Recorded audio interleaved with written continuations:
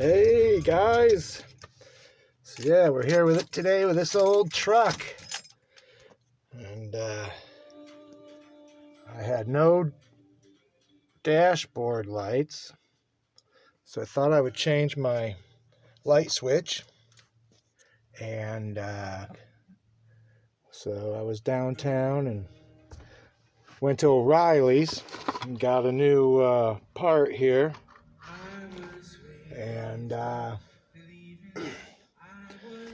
well, I put it in and my dome light would not turn off, and nor could I get my knob, my puller knob, out of the new switch.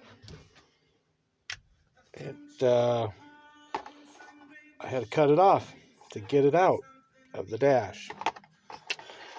So then I decided I better go to Napa and see what kind of part I could get there. And I got a part, and it was stripped out. My nut would not screw into it, nor did I want to, because it was stripping the nut that I had. It would screw into the old one, and it would screw into this one, but it would not screw into the new Napa part. So I called and got another Napa part, and now that is in here. And they had a replacement knob handle, so I bought one of those. Turn to the left, and voila, we have a light.